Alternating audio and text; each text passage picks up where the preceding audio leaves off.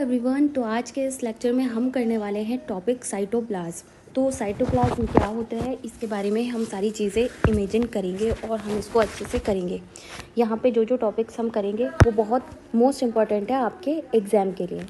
तो first of all इसकी क्या डेफिनेशन रहेगी, हम डेफिनेशन के थ्रू ही सारी चीज़ें क्लियर कर लेंगे और उसके बाद मैं आपको अच्छे से समझा भी दूँगी कि ये है क्या, किसी एग्जाम्पल के थ्रू। ठीक है, तो बेसिकली इसकी जो डेफिनेशन होती है, बेसिकली साइटोप्लाज्म जो होता है वो क्या होता है, तो एक इंटायर जेली लाइक कंटेंट होता है इन द सेल। तो बेसिकली जो सेल होती है आपकी, this is the cell and this is the nucleus of the cell and there is a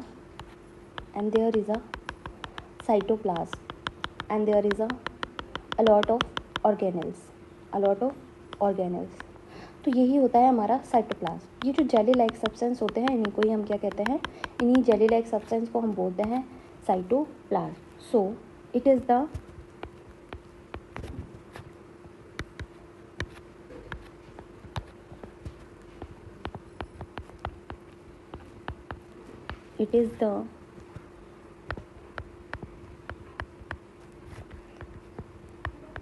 jelly like content of the cell,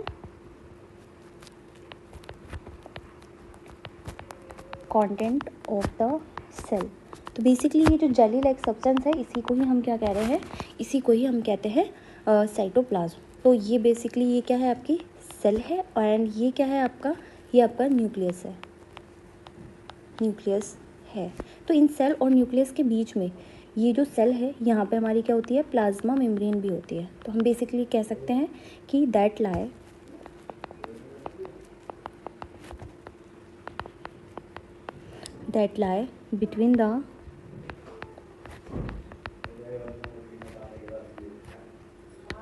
between the plasma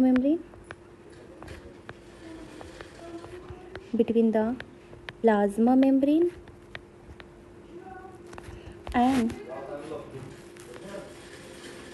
the nuclear membrane। I hope यहाँ तक सारी चीज़ें clear हो गई होंगी। ठीक है, अब मैं आपको इसकी इमेजिन करवा देती हूँ कि किस तरीके से ये होती है। तो बेसिकली आप लोगों ने देखा है, तो मान लीजिए यहाँ पे क्या है, एक कोई बलून है। ठीक है, यहाँ पे कोई क्या है, बलून है। इस बलून के अंदर क्या है, कोई जेली भरी हुई है। ठीक है, जेली भरी हुई है और वहाँ पे कुछ टाइनी से क्या है, टॉयज़ भी है ना। उस जेली के अंदर टाइनी टॉय भी हैं, कुछ हमने उसमें मार्बल्स भी डाल दिए हैं, मार्बल्स के टुकड़े डाल दिए हैं, है ना, मार्बल्स डाल दिए हैं। तो ऐसे समझ लीजिए कि मार्बल जो है एक न्यूक्लियस है और जो टाइनी टॉयज़ है ये कोई क्या है, उसके अंदर ऑर्गेनेल है। तो बेसिकली हम लोग जो है आज जो हम पढ़ने वाले हैं वो इस जेली और इन टाइनी टॉयज़ के बारे में पढ़ने वाले हैं। ये मार्बल यानी कि न्यूक्लियस, इसके बारे में हम लोग पढ़ चुके हैं। टाइनी टॉय मतलब ऑर्गेनेल और ये जेली लाइक सब्सटेंस मतलब साइटोप्लाज्म, ये आज हम करने वाले हैं। आई होप ये सारी चीज़ें आप लोग को अच्छे से क्लियर हो गई होंगी। ठीक है, नेक्स्ट लेक्चर की ओर बढ़ते हैं हम लोग।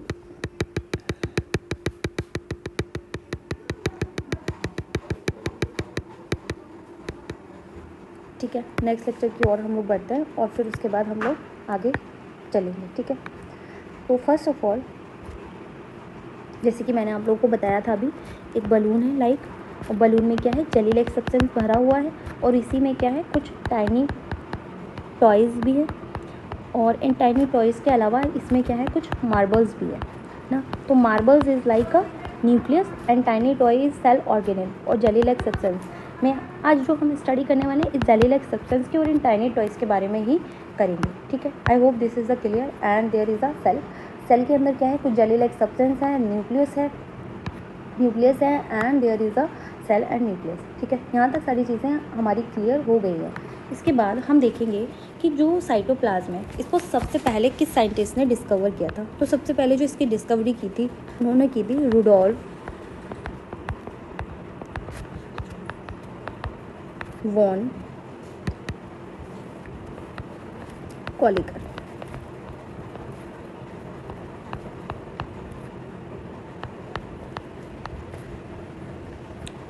ठीक है, यहाँ तक सारी चीज़ें क्लियर हो गई हैं। तो साइटोप्लाज्म की हमने डिस्कवरी देख ली है। ठीक है, अब हम इसके कंपोनेंट की बात करते हैं कि कंपोनेंट क्या है इसके। ठीक है, तो कंपोनेंट की अगर हम बात करें तो कंपोनेंट क्या होते हैं, इसके दो टाइप के कंपोनेंट होते हैं जो इंक्लूड करके हम इसको पूरा क्या बोलते हैं कि ये साइटोप्लाज्म। तो basically it is a collective term. It includes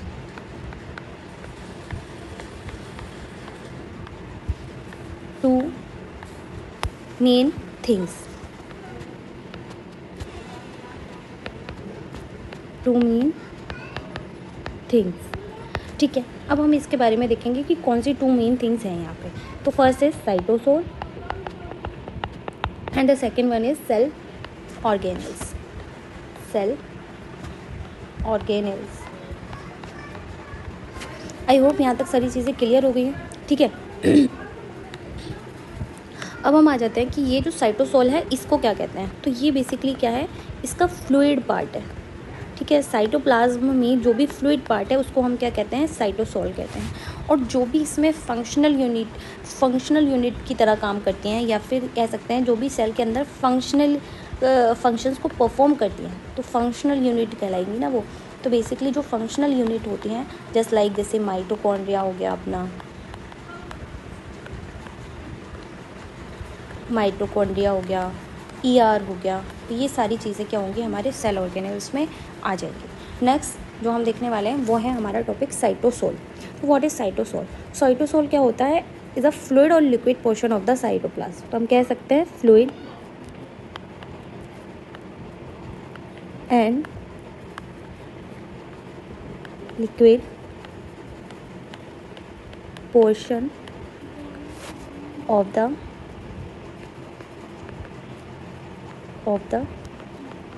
cytoplasm. यानी कि इसमें क्या है, जो भी हम फ्लूइड पार्ट को कर रहे हैं वही हमारा क्या है, साइटोप्लाज्म है। इसमें हम क्या नहीं इंक्लूड करेंगे, इसमें हम इंक्लूड नहीं करेंगे, डू नॉट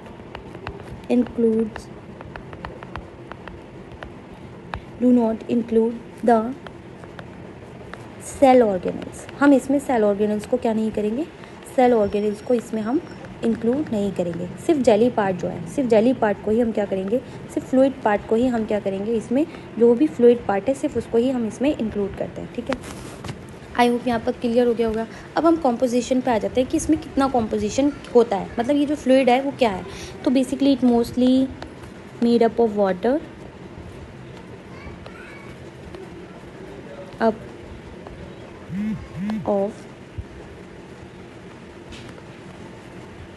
वाटर से मिलके बना होता है ये। ठीक है, और यहाँ पे हम कह सकते हैं कि 70 to 90% इसमें वाटर होता है।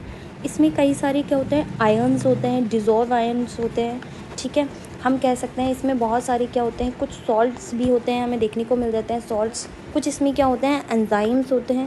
तो बेसिकली ये सारी चीज़ें इसमें हमें देखने को मिल जाती है। और कुछ इसमें हम प्रोटीन्स भी ऐड कर सकते हैं कि प्रोटीन्स भी इसमें होती है। ठीक है, तो आई होप यहाँ तक सारी चीज़ें क्लियर हो गई होंगी।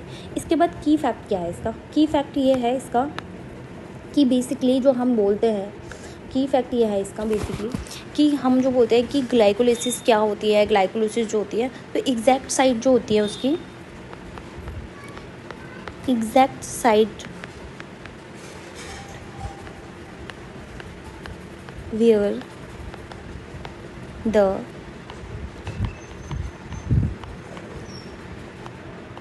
where the first step of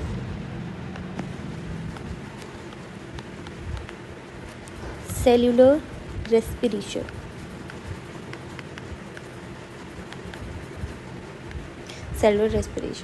it is glycolysis।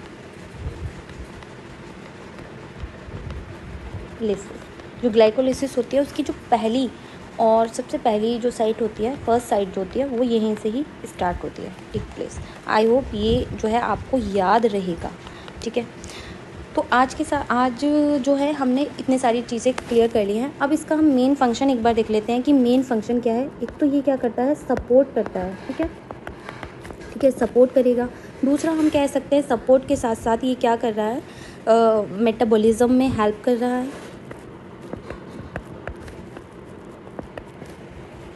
Support कर रहा है, मेटाबॉलिज्म में भी हेल्प कर रहा है।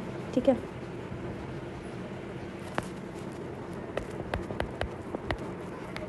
मेटाबॉलिज्म में हेल्प कर रहा है, मूवमेंट में भी हेल्प कर रहा है। तो ये इसके क्या हो गए, 3 इसके ये फंक्शंस हो गए, ठीक है, 1, 2 एंड 3, ये 3 इसके फंक्शन हो गए। सपोर्ट कैसे कर रहा है कि जो भी साइटोप्लाज्म में जो भी सेल ऑर्गेनेल है, जो भी सस्पेंडेड सेल ऑर्गेनेल है, उनको प्रोटेक्ट कर रहा है देम फ्रॉम डैमेज, है ना। तो बेसिकली हम कह सकते हैं कि साइटोप्लाज्म क्या करता है,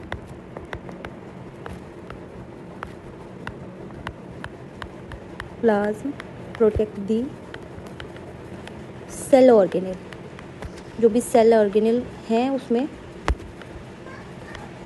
cell organelles suspended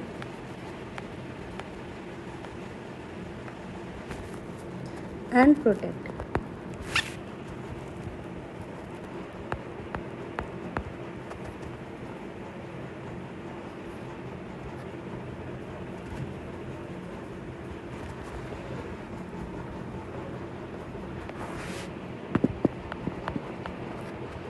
them from damage. तो यहाँ तक सारी चीज़ें क्लियर हो गई हैं, ठीक है।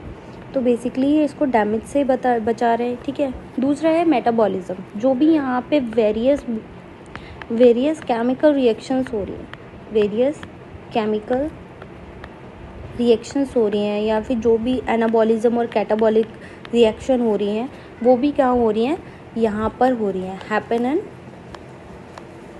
इन साइटोसोल, ठीक है। यहाँ तक चीज़ें क्लियर हैं। दूसरा हम कह रहे हैं मूवमेंट। तो बेसिकली ये किस में हेल्प करता है, it help in the movement, जो भी मूवमेंट होती हैं उसमें ये क्या करता है, हेल्प करता है, ठीक है। मूवमेंट में हेल्प करता है। और किस चीज़ की मूवमेंट में हेल्प करेगा, जो भी मटीरियल्स है ना, मटीरियल्स की मूवमेंट में ये क्या करेगा, हेल्प करेगा, जो भी सेल के अंदर है, ठीक है, जो भी सेल के अंदर मटीरियल है उसको इनसाइड द सेल। तो बेसिकली आज का जो टॉपिक था वो यहाँ तक क्या हो गया है, क्लियर हो गया है। जैसे कि हमने आज के इस टॉपिक में क्या क्या क्लियर किया है, एक बार मैं आप लोगों को दोबारा से बता देती हूँ। हम लोगों ने साइटोप्लाज्म पढ़ा है, डेफिनेशन देखी है कि ये कैसे सब्सटेंस होते हैं, ये एक जेली लाइक सब्सटेंस होते हैं, ठीक है। ये कैसे सब्सटेंस होते हैं, ये एक जेली लाइक सब्सटेंस होते हैं जो कि सेल के अंदर होता है, जो कि प्लाज्मा मेम्ब्रेन और न्यूक्लियर मेम्ब्रेन के बीच में लाई करता है। अगर डिस्कवरी की बात करें तो रुडोल्फ वॉन कॉलिकर ने की थी।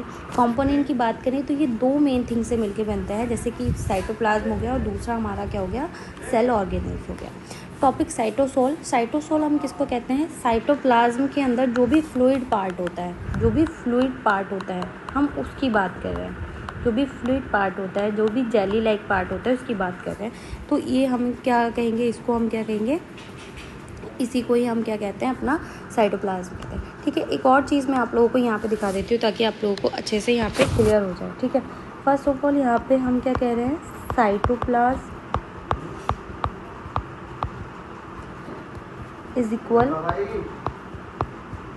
साइटोसोल प्लस ऑर्गेन, ठीक है। तो ये हो गया अपना साइटोप्लाज्म, ठीक है। साइटोप्लाज्म क्या होगा बेटा, जिसमें हम क्या कह रहे हैं, सेल साइटोसोल और ऑर्गेनेल दोनों मिलके बने होते हैं, ठीक है। इसके बाद अगर मैं साइटोसोल की बात करूँ, साइटोसोल की बात करूँ तो साइटोसोल में क्या होता है, बेसिकली साइटोप्लाज्म